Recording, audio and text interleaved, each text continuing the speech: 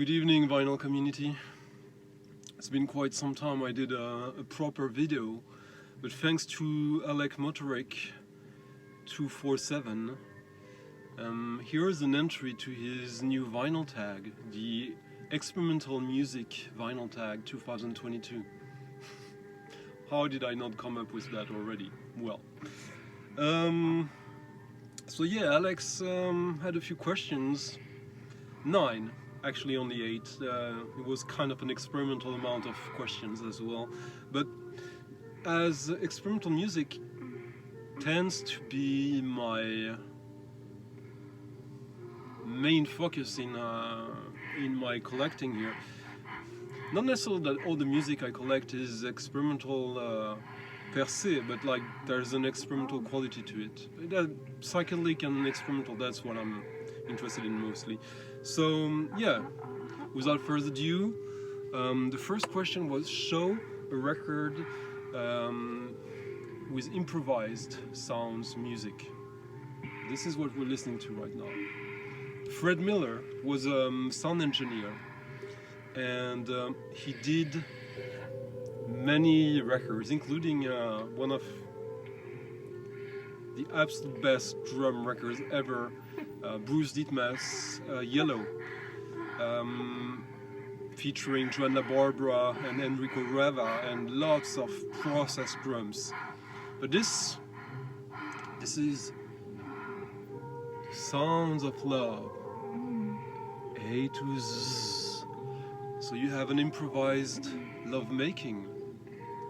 I mean, do you want to prepare any love making? No, it is improvised, most of the time at least. In this case, I believe it is. Of course, you have the gentle bolero from Ravel in the background. I don't know if he's just straight up plundering it or if he did his own version.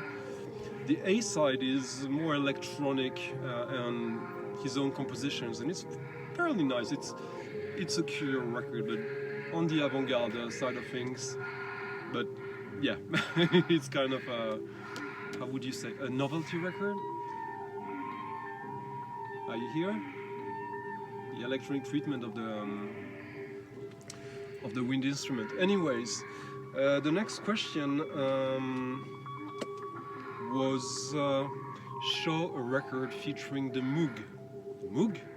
Why not the Buchla? Why not whatever other synthesizer? But well, the Moog is the most well-known electronic music instrument in the world, I guess, because of this horrendous switch on back. But yeah, so I thought, yeah, I got lots of great avant-garde experimental Moog records that have nothing to do with the cheese. I have a few of the cheese as well, but so I went with something. Okay, let me show you.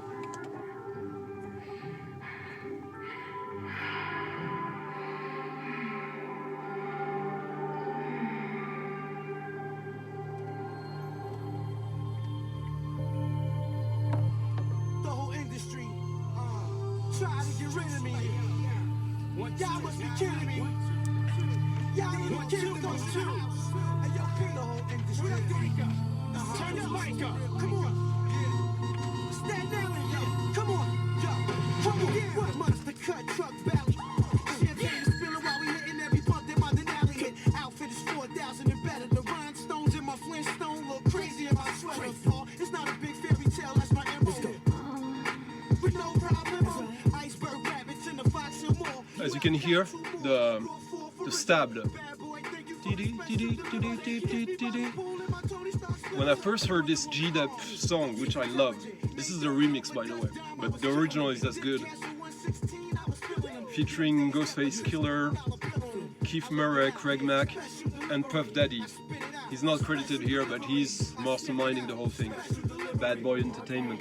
So basically it's a song that samples the Moog playing of Ken Asher, who used to play with Woody Herman in several of his bands from the 60s, 70s.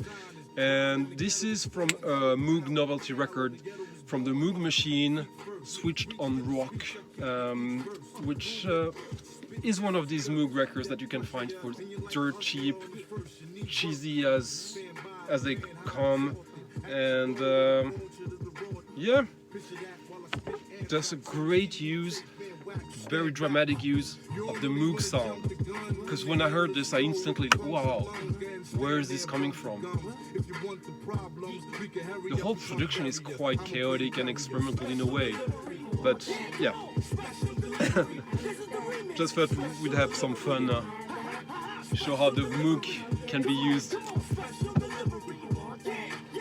Actually, G-Dep, the main rapper who's coming up now, he had like a quite an unusual story. Yes, he right before he recorded that, he committed a murder.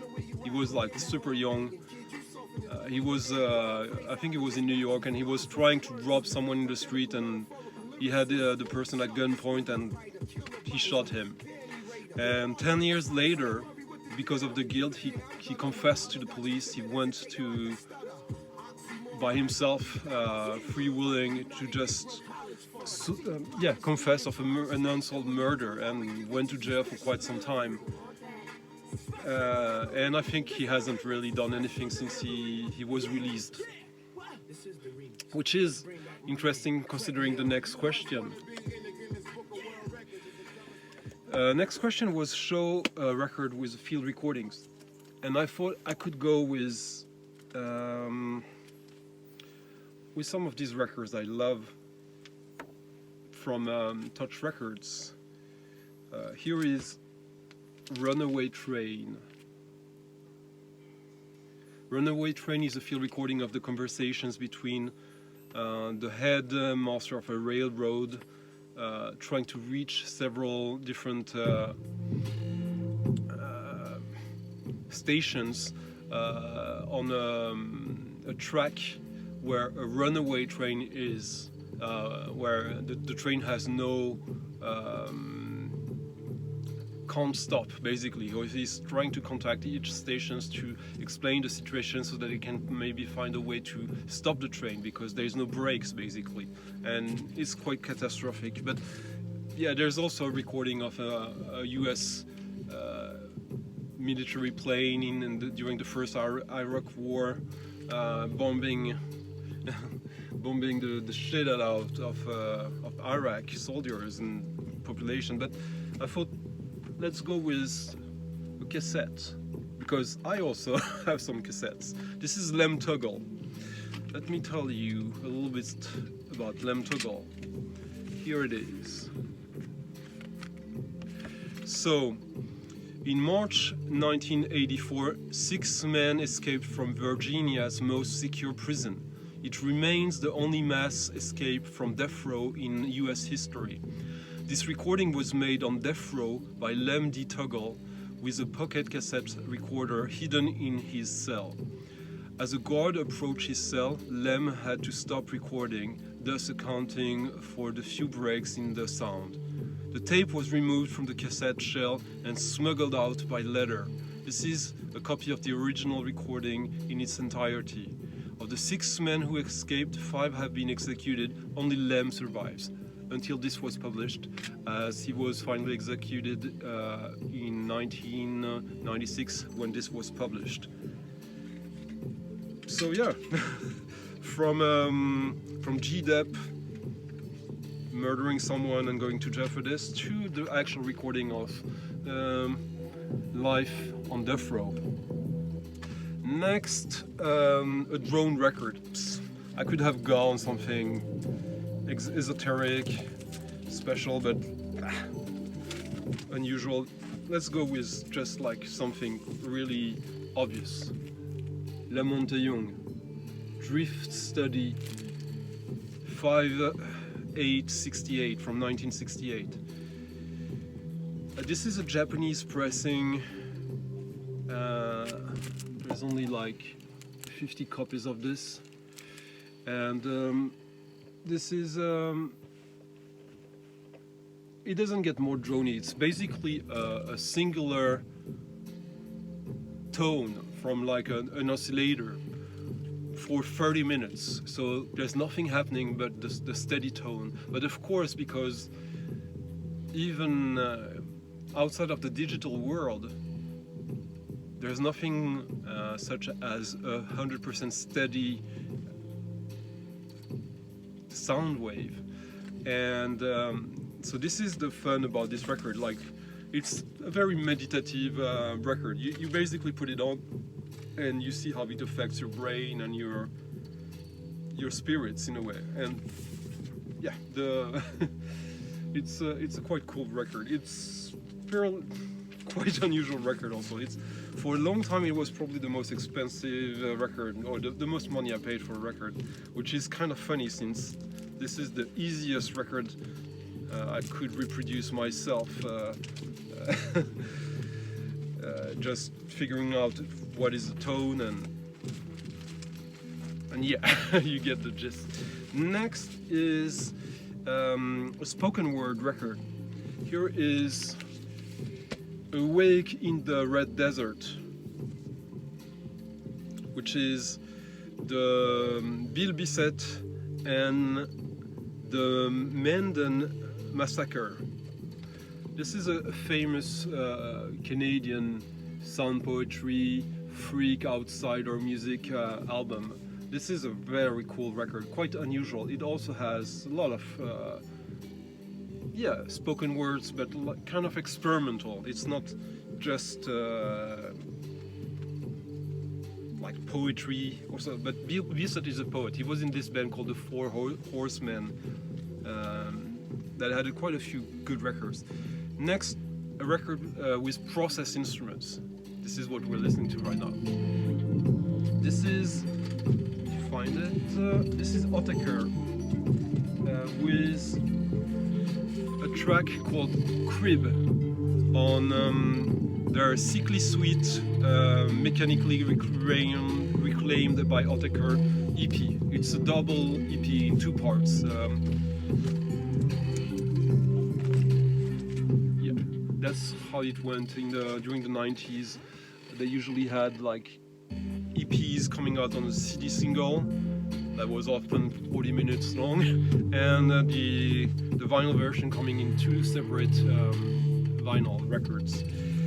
And this track is called Crib. Crib is slang for the signature of a graffiti. And as you can hear, this the core of the track is the metal ball from a paint spray can being just juggled and processed into a rhythmic pattern. And yeah. Next, of course, show a record from the Nurse's Wound list. I could show the Nurse's Wound list. I have. It was released with the first album of Nurse's Wound, which I have, featuring the actual insert of the Nurse's Wound list. Let me see if I can find it quickly. No, not well prepared. Sorry, but yeah, of course I have lots of records on that list, but I thought I would show one record I really love dearly. Journey into Space, Trevor Wishart. It's a double LP.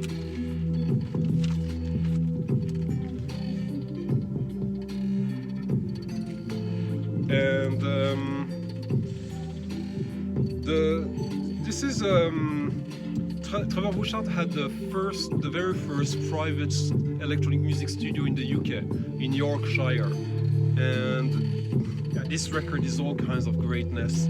It's psychedelic, it's epic, it's very melodic, drony, but it's massive, and I don't think it's got reissued yet as on vinyl. It's one of these that still has escaped all these reissue craze. Let me play some of it. It kind of sounds like basically what you would want the Don Cherry John Appleton record to be like, in a way. It's very freaky. And lastly, show a record with toy instruments. Immediately I thought of something like, it's the easy way, but why not? Pierre Bastien, French musician who made a whole career building instruments with Mécano. Mécano is this is a French toy. It's kind of the French Lego, where you had like metal parts that you could like screw together to build like automobiles or whatever. These. And he built these like structures solely from these toys. And this is the first album of his, Mechanium, released on Auf dem Nil, Italian label, really great. And yeah, he had a few other records. This is from the late 70s or early 80s I guess. He's had a few albums published on Reflex, Aphex Twins label as well, and yeah, he's great. I saw him live once, and it was just a joy to see and to hear, because the music is very beautiful as well. Anyways, that's it. That was a short vinyl tag. My video wasn't that short, but like compared to my usual standards, I guess it's alright. So I hope this was fun. Let me know in the comment sections, and I'll have more videos soon, more themed videos. So if you want to, if you're not subscribed and want to keep track of what of these upcoming entries, subscribe or not. It doesn't really matter, but I don't do that for this reason. But yeah. Anyways, thank you, Alex Motoric 247, and I hope more people get on board and take this vinyl tag as seriously as I did. And hi to Dom, Dave, and a few other who participated in this. This was fun, and see you around.